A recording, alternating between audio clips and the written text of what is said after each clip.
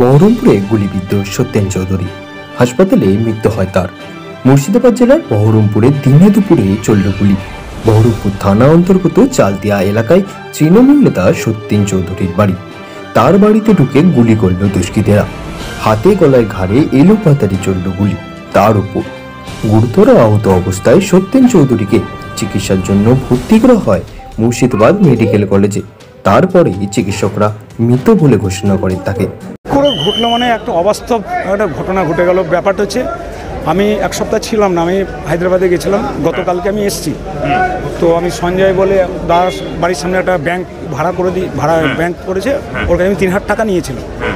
তো আমি দাকে আজকে ভাকরির মধ্যে জাস্ট দাদার কাছে গেছি, যখন ঘটনা ঘটে তার 2-3 মিনিট আগে আমি দাদার কাছে বললাম টাকাটা সঞ্জয়কে দিয়ে দিও। তখন শম্ভুদা বয়স্ক করে আর দাদা বসেছিল, ওর ফ্ল্যাট যে ফ্ল্যাটটা নিজে হাতে তৈরি করছে নিচে বসেছিল, লেবার পেমেন্টগুলো করে। ওই টাইমে লেবার পেমেন্টগুলো করে, দুটো ইয়ে করে নিচে 3-4টে লেবার কাজ করছিল, দিয়ে পেমেন্টের জন্য হিসাবপত্র করছিল।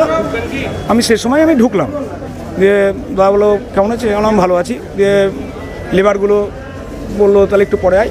একটা ফোন আসলো ওর কাছে, দিয়ে ওই ফিস্ট আছে রবিবার বলে সেই জিজ্ঞাসাবাদ করছে। দিয়ে একটা বললো না কারকে ফোন করে যাই না কার ফোন, তো বললো একটা আজকে নেমন্তন্ন আছে, জাস্ট খাবো না, একাদশী যাবো, দেখা করে চলে আসবো।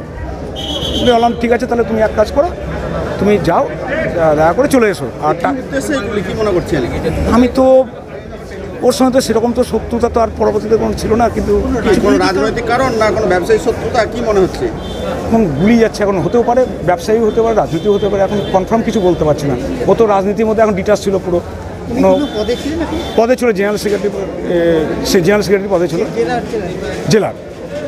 জেলার সাধারণ সম্পাদক হিসাবে ছিল।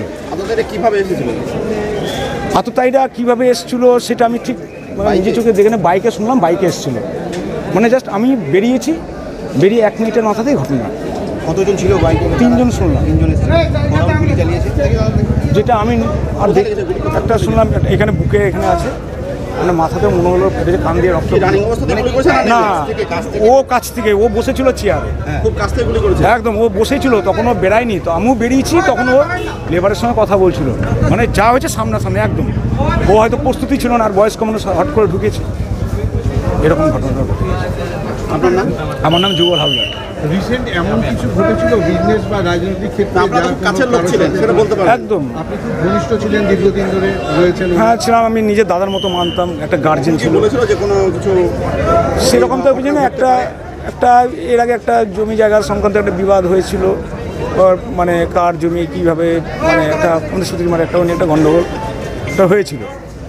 মানে সে সময় যখন মানে গণ্ডগোলটা, তখন এই মুহূর্তে ছিলাম না, আমি শুনলাম যে এরকম একটা জায়গা অন্য লোকের জায়গা এরকম ইয়ে করেছে, ওই নিয়ে একটা মাছি ভেঙে দিয়েছিল, নিয়ে একটা এরকম জায়গা সংকট হয়েছে। তার পরবর্তী কোনো কোনটা জায়গা, সেটা সুতির মাঠে হ্যাঁ, সুতির মাঠে লাগাতে একটা জায়গা নিয়েছিল। তো ওই জায়গাটা ঝামেলাটা কার সঙ্গে হয়েছে? ঝামেলা বলতে এটা পঞ্চায়েত ভার্সেস ইয়ে ছিল, তো ইনলিগাল জায়গা বলে সে পঞ্চায়েত ভেঙে দিয়েছিল, এটুকু আমি জেনেছি। মনে হচ্ছে গুলি নাকি? এখন কনফার্ম কিছু বলতে পারছি না। কি অবস্থায় আছে এখন, কি আপনারা জানতে পারছেন কিছু? এখন কি অবস্থায় আছে? আপনার নাম দাদা? নেই, মারা গেছে। হ্যাঁ, ডাক্তার ডিক্লেয়ার, চিকিৎসক বলেছেন, ডাক্তার ডিক্লেয়ার করে দিয়েছে। সত্যেন চৌধুরীকে গুলি করা হয়েছে প্রকাশ্য দিবালোকে। সত্যেন চৌধুরীকে গুলি করা হয়েছে প্রকাশ্য দিবালোকে গুলি করা হয়েছে, চিকিৎসা চলছে। কে বা কারা গুলি করলো জানতে পারা গিয়েছে? কোনো কিছু জানা যায়নি। তিনি একজন একটা বাড়ি করছেন, সেখানে ছিলেন, চালতিয়াতেই ছিলেন, বাড়ির কাছাকাছিই ছিলেন। স্বাভাবিকভাবে কে বা কারা বাইকে করে এসে গুলি করে গেছে, না এটা অনুমান করা যায়নি। আমরা তো পরে দেখেছি, পরে শুনেছি। ডাক্তারের কথার মতন বোধহয় ওনার বুকে লেগেছে আর কানপাট্টির নিচে লেগেছে সম্ভবত। শুনেছি 3 রাউন্ড গুলি হয়েছে। জানি না, ডাক্তার বলবেন, এখন ডাক্তার চিকিৎসা করছেন। তবে আমাদের যা ধারণা যেভাবে গুলি করা হয়েছে তাতে বোধহয় তিনি আর বোধহয় নেই। ডাক্তার প্রায় ঘোষণা করবেন, দেখবেন, ডাক্তার বলবেন কী বলছে। উনি তৃণমূলের কোন পদে ছিলেন এখন? সাধারণ সম্পাদক ছিলেন, আমরা জানি সাধারণ সম্পাদক ছিলেন। কিছু বুঝতে পারছেন? জানি না, কিছু বুঝতে পারছেন। তিনি তো রাজনীতি থেকে প্রায় বসেই ছিলেন। এখন এটা বলা খুব মুশকিল, রাজনীতি উদ্দেশ্যে না কী উদ্দেশ্যে, কী হিসেবে করা হয়েছে। তিনি দীর্ঘদিনের নেতা ছিলেন, চালতিয়ার খুব ভালো মানুষ ছিলেন, আমরা জানি। স্বাভাবিকভাবে কী করে ঘটলো ঘটনা এরা দেখুন, এটা বলা খুব মুশকিল যে কি করে গুলি করা হয়েছে, কেন গুলি করেছে। তিনি তো রাজনীতি করতেন, এটা খুব স্বাভাবিক, সবাই জানতো রাজনীতি করতেন, সবাই জানে, আপনারাও জানেন যে রাজনীতি করেন উনি। এখন রাজনীতি দেখুন, আমরা কোনো ম্যাক্সিমাম মিটিং মিছিল এখনো দেখতে পেতাম না ওকে, তবে পার্টির মূল মিটিংয়ে তো উনি অবশ্যই যেতেন। বর্তমানে কি অবস্থা সেটা আমাদেরও জানা নেই।